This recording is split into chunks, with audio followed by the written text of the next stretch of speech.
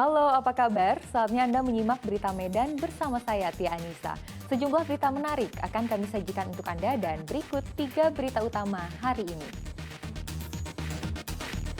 Layanan air bersih mati, emak-emak di Kota Medan protes ke kantor PDAM.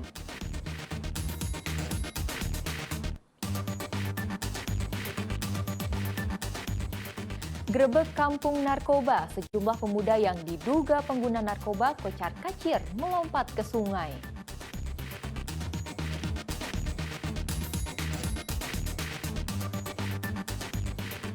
Menikmati mie balap udang yang dimasak dengan kayu bakar di Kota Medan.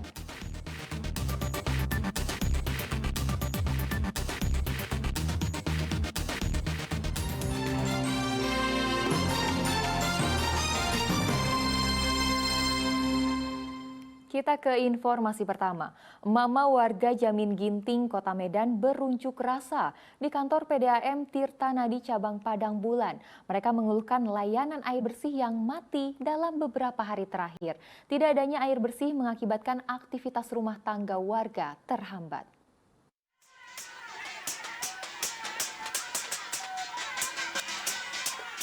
Warga datang dengan membawa perlengkapan dapur dan peralatan mandi. Mereka menerobos kantor PDAM Tirta Nadi, Cabang Padang Bulan di Jalan Jamin Ginting. Mereka menuntut PDAM Tirta Nadi bertanggung jawab atas layanan aliran air yang tidak normal dalam 3 bulan belakangan. Kedatangan warga ke kantor PDAM dipicu atas pasokan air dalam 3 hari belakangan mati total.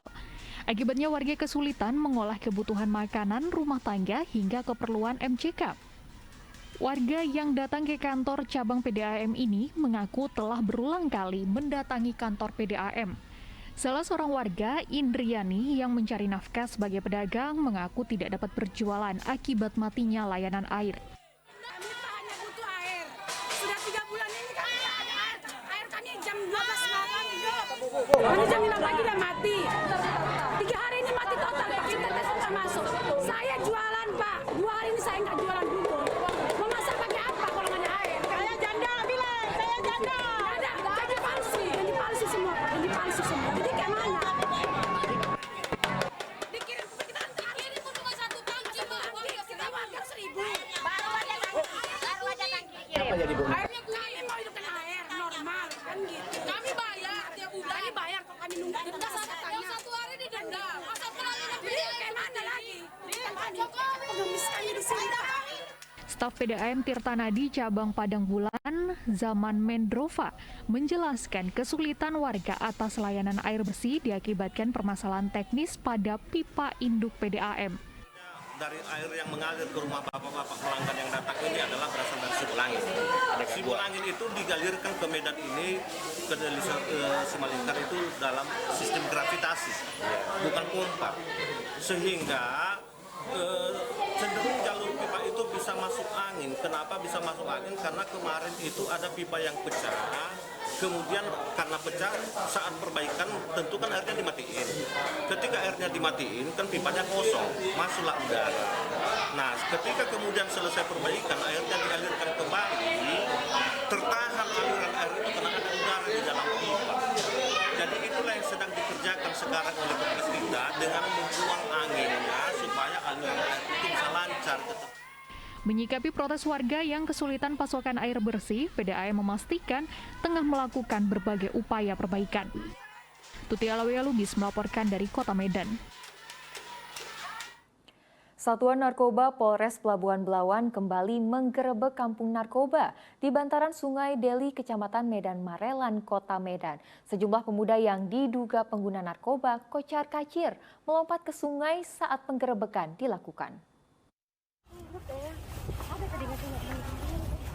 Sejumlah pemuda diduga menggunakan narkoba kocar-kacir hingga melompat ke sungai. Mereka kabur saat Satuan Narkoba Polres Pelabuhan Belawan menggerebek kampung narkoba di bantaran Sungai Deli, Jalan Yongpanah Hijau, Kelurahan Labuhan Deli, Kecamatan Medan Marelan, Kota Medan pada Rabu lalu. Sebanyak 6 orang pemuda ditangkap petugas kepolisian karena diduga mengkonsumsi narkoba di salah satu rumah di bantaran Sungai Deli. Dari hasil penggerbekan, petugas juga menyita barang bukti 1 bungkus plastik berisi sabu-sabu, plastik klip, serta alat hisap seperti bong dan sedotan. Kepala Lingkungan setempat Abdul Rahim mengatakan lokasi ini telah berulang kali digerebek kepolisian terkait narkoba maupun perjudian. Namun sejumlah pemuda masih nekat bertransaksi dan mengkonsumsi sabu-sabu di bantaran sungai ini. Kampung kita ini udah sering digerebek Pak Kep. Nah ini gimana nih Pak Kep untuk Saya capek lah menghapusnya kan, mengayamnya sebanyak bahkan orang luar ya banyak kemarin. orang luar Pak Kep ya? Sini ya. Tadi ada yang lompat ke sungai juga Pak Kep? Ada Berapa banyak Pak Kep? sekitar 1 orang dapat tadi. Ada 1 ya. Yang otomatis orang luar yang banyak kemarin. Orang luar ke sini ya. Kini para terduga pengguna narkoba beserta barang bukti sabu-sabu serta 2 unit sepeda motor dibawa ke Polres Pelabuhan Belawan untuk pemeriksaan lebih lanjut. Muhammad Hamdani melaporkan dari Kota Medan. Di tengah rencana kenaikan harga bahan bakar minyak pada bulan September ini, antrian panjang kendaraan terlihat di stasiun pengisian bahan bakar umum di Kabupaten Deli Serdang. Truk-truk ini mengantri untuk mendapatkan bahan bakar minyak jenis solar di SPBU di Jalan Lintas Sumatera, tepatnya di Kecamatan Tanjung Morawai, Kabupaten Deli Serdang pada Rabu lalu. Menumpuknya kendaraan di SPBU ini dikarenakan pasokan BBM jenis solar di SPBU lain kosong, sehingga sopir kendaraan yang memerlukan bahan bakar solar rela mengantri berjam-jam hanya untuk mendapatkan solar. Salah satu sopir mengatakan akibat antrean yang terlalu lama akan menyita waktu dalam mengantar barang. Dari solar bang sulit bang. Ini sampai nunggu-nunggu gini, bukan di sini aja seluruh. Sampai Pekanbaru pun gitu juga. Kalau kita nggak nunggu, nggak dapat solar. Itu kadang dibatasi. Ini dari tadi bang, dari jam berapa bang? Udah berapa jam bang nunggu di sini? Udah hampir 2 jam. 2 jam. Kenapa fokus di SPBU ini bang? Nggak Ya, tempat lain? tempat lain nggak ada juga. Sementara yang udah kita lewati aja nggak ada semua. Sini lagi nggak ada lagi. Kalau nggak kita tunggu, kita nanti ke depannya ya kalau ada lagi. Jatah BBM jenis solar bersubsidi di SPBU ini sebanyak 16.000 liter per harinya. Kalau stok sampai sekarang sih lancar-lancar aja sih bang, dikirim dari sananya. Kita minta berapa? Ya sini sih kalau untuk per hari sih 16.000 liter lah.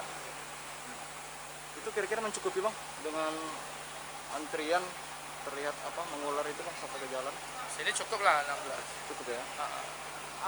Ada pengurangan bang dari Pertamina bang? Pengurangan nggak ada stabil dari dulu sampai sekarang. Jadi bang, ini penyebabnya sampai mengular ke jalan gitu bang, itu apa sih penyebabnya itu bang? Bisa Karena mungkin sebagian besar di SPBU lain kan mungkin kosongnya. Jadi di mana SPBU yang ada solar pasti di situ orang itu untuk ngantri. Para sopir berharap agar kelangkaan BBM jenis solar di sejumlah SPBU dapat segera diatasi oleh pemerintah agar pendistribusian barang-barang dapat berjalan lancar. Muhammad Hamdani melaporkan dari Kabupaten Deli Serdang.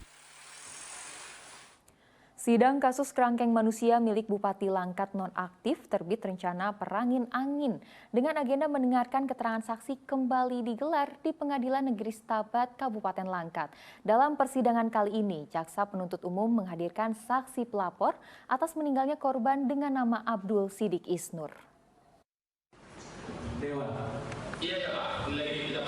Sidang kerangkeng Bupati Langkat nonaktif terbit rencana perangin angin kembali digelar di Pengadilan Negeri Stabat Kabupaten Langkat. Sidang kali ini mendengarkan keterangan dari saksi pelapor yaitu Kompol Heri Sofyan selaku Kanit Subdit 3 Polda Sumatera Utara atas meninggalnya korban Abdul Sidik Isnur alias Bedol, warga Kelurahan Sawit Seberang, Kecamatan Sawit Seberang, Kabupaten Langkat dan merupakan penghuni kerangkeng. Sidang kasus kerangkeng ini menghadirkan 2 terdakwa yaitu HS dan IS yang berada di Lapas Tanjung Gusta Medan secara virtual. Abdul Sidik Isnur meninggal pada 22 Februari 2019 setelah sebelumnya direhab di kerangkeng milik Bupati selama 1 minggu. Saat memberikan keterangannya di persidangan, saksi pelapor mengatakan korban meninggal karena dianiaya oleh kedua terdakwa.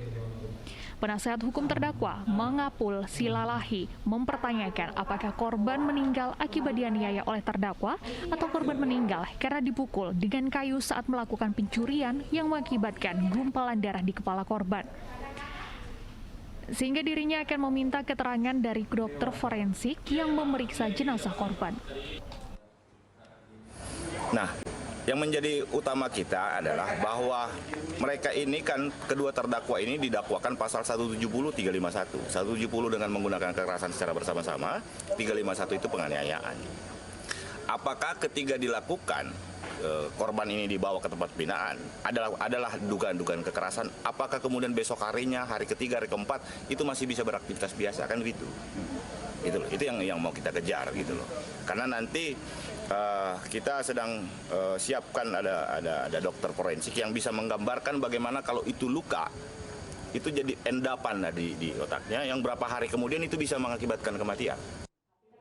Sidang 2 berkas lainnya yaitu pasal kekerasan hingga mengakibatkan kematian Saryanto Ginting dengan terdakwa DP dan HS, serta sidang dakwaan tindak pidana perdagangan orang TPPO dari 8 orang terdakwa JS, SP, PR, TS, HG, dan IS ditunda Rabu minggu depan karena para saksi tidak hadir di persidangan. Muhammad Amdani melaporkan dari Kabupaten Langkat.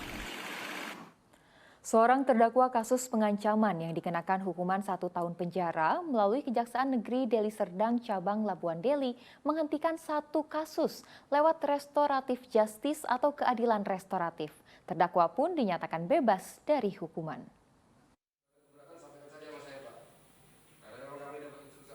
Seorang terdakwa pengancaman dengan senjata tajam bernama Rizwan Arthur Huta Barat, warga desa Bandar Klipak, Kecamatan Percut Setuan, dinyatakan bebas murni oleh Kejaksaan Negeri Deli Serdang Cabang Labuhan Deli. Terdakwa yang awalnya dikenakan pasal 335 KUHP lantaran melakukan pengancaman terhadap tetangganya bernama Erwan dengan menggunakan senjata tajam telah meminta maaf kepada korban yang juga dihadirkan dalam keadilan restoratif. Oleh karenanya kami fasilitasilah hal tersebut untuk dilakukan upaya perdamaian di kantor kami dan alhamdulillah tercapai. Menurut kami ini sangat bermanfaat dan bagus tentunya sehingga tidak timbul permasalahan yang berlarut-larut di kemudian hari di masyarakat. Artinya dengan selesainya permasalahan di antara kedua belah pihak ini tentunya mereka yang bertetangga ke depan dapat hidup dengan nyaman dan aman dan rukun ke depannya. Dengan adanya keadilan restoratif dalam penyelesaian perkara seperti penganiayaan, pencurian, dan laka lantas yang ancaman di bawah 5 tahun, maka akan menekan angka penghuni lapas yang ada di Sumatera Utara yang saat ini kondisinya sudah melebihi kapasitas. Muhammad Amdani melaporkan dari Kota Medan.